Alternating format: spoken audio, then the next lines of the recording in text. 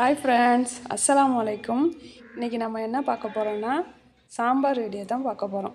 ஷார்ட்ஸாக நம்ம எப்படி பார்த்துக்கலாம்னு பார்த்துக்கலாம். சாம்பாருக்கு உள்ள காய்கறி கேரட்டு, சொரைக்காய், அவரைக்காய், முருங்கைக்காய், முள்ளங்கி, கோஸு, இவ்வளோ காய்கறி நம்ம போட்டு சாம்பார் போட போகிறோம். காய்கறி அதிகமாக போடும்போது சாம்பார் நல்லா ருசியாக டேஸ்ட்டாக இருக்கும்.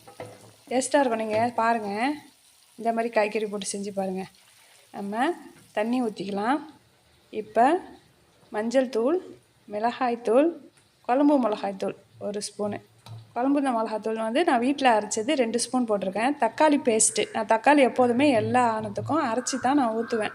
நீங்கள் இந்தமாரி அரைச்சி ஊற்றி பாருங்கள், நல்லாயிருக்கும். இப்போ எல்லாத்தையும் கிண்டி நல்லா எல்லாத்தையும் கிண்டி கலக்கி விட்டுக்கலாம். கலக்கி விட்டுக்கிட்டு இப்போ என்ன செய்கிறோம், உப்பு போடுறோம்.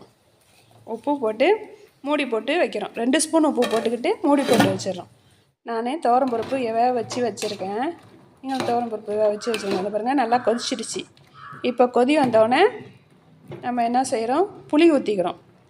புளி நெல்லிக்காய் அளவு எடுத்து ஊற வச்சு நான் கரைச்சி வச்சுருக்கேன். அதை நம்ம இப்போ ஊற்றிக்கிறோம். இங்கே பாருங்கள், புளி ஊற்றிக்கிட்டேன். அடுத்தது துவரம்பருப்பு 50 கிராம், பாசிப்பருப்பு 50 கிராம் கலந்து நான் வேக வச்சுருக்கேன். அதை நான் இப்போ ஊற்றிக்கிட்டேன். இப்போ ஊற்றி மூடி வச்சு நம்ம கொதிக்க விடுறோம். நல்லா கொதித்தோன்னே உப்பு பத்தலை, அதனால் உப்பு போட்டுக்கிறோம் 1 ஸ்பூனு. இப்போ நம்ம தாளிப்பு சேர்த்துக்கலாம். தாளிப்புக்கு எண்ணெய் 2 ஸ்பூனு, காஞ்ச மிளகா 2 காஞ்ச மிளகா, 2 காஞ்ச மிளகாவை சவந்தோடனே ஜீரகம், கடுகு, ஜீரகம் போட்டு கடுகு போட்டு தான் நான் தாளிப்பேன் சாம்பாருக்கு.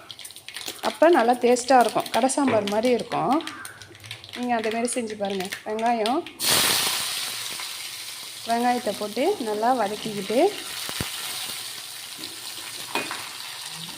எடுத்து இப்போ பாருங்கள், மிளகாத்தூள் கொஞ்சம் கொண்டு நம்ம முதல்ல ஏற்கனவே சாம்பாரில் போட்டிருக்கோம், அதனால் இதில் லைட்டாக போட்டுக்கணும் வாசனை வர அளவுக்கு.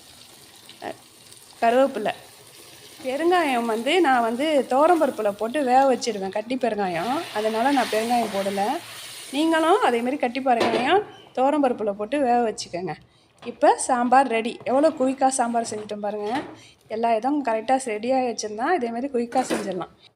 நீங்கள் சப்ஸ்கிரைபும் லைக்கும் செஞ்சுக்கோங்க.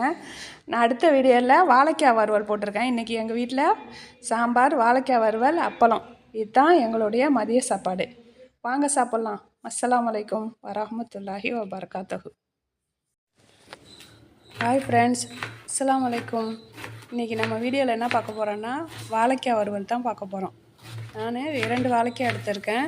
இதேமாரி ரவுண்டாக வெட்டிக்கங்க. நல்லா ரவுண்டாக வெட்டிக்கிட்டு அதுக்கப்புறம் பாருங்கள், நம்ம 2 வாழைக்காயும் ரவுண்டாக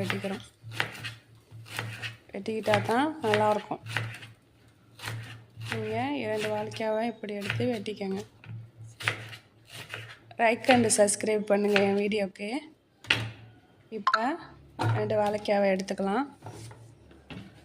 அடுத்தது மிளகாத்தூள் 1 ஸ்பூனு, மிளகாத்தூள் 1 ஸ்பூன் போட்டுக்கிறோம். மஞ்சள் தூள் 1 ஸ்பூனு,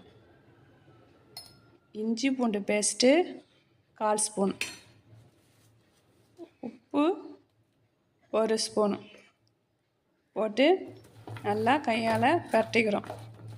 கையால் பரட்டினா தான் வாழைக்காயில் எல்லா பக்கமும் நம்ம போடுற மசாலா சேரும். இதேமாரி பரட்டிக்கங்க.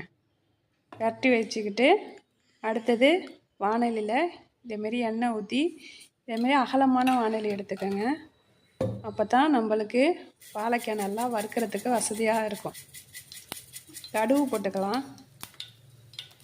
3 ஸ்பூன் எண்ணெய், கடுகு பொரிஞ்சோடனே நம்ம வாழைக்காவை அதை சுற்றி வைக்கிறோம். வாழைக்காவை சுற்றி எப்படி வைக்கிறோன்னு பாருங்கள். இந்தமாரி வச்சுக்கிறோம்.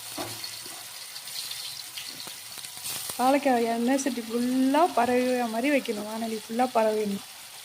இதேமாரி நம்ம ஒன்று மேலே ஒன்று போடாமல் லெவலாக வச்சுக்கணும். வாழைக்காய் பாருங்கள், பாதி வெந்துருச்சு. நான் திருப்பி போட்டு விட்டேன். திருப்பி போட்டோடனே மறுபடியும் கிண்டிக்கலாம். இதேமாரி கிண்டி கருவேப்பிலை போட்டிருக்கேன். கருவேப்பிலை நான் அரை வெக்காடு வெந்தோடனே போட்டிருக்கேன். இப்போ வாழைக்காய் ரெடி ஆகிட்டுது. நம்ம எடுத்து தட்டையில் சர்வ் பண்ண எடுத்துக்கலாம். இங்கே பாருங்கள், நான் எடுத்துடுறேன். இப்போ வாழைக்காய் ரெடி. இன்றைக்கி எங்கள் வீட்டில் சாம்பாரும் வாழைக்காய் வறுவலும் தான். நீங்கள் சாம்பார் வீடியோ அடுத்து பாருங்கள். ஓகே, அஸ்ஸலாமு அலைக்கும்.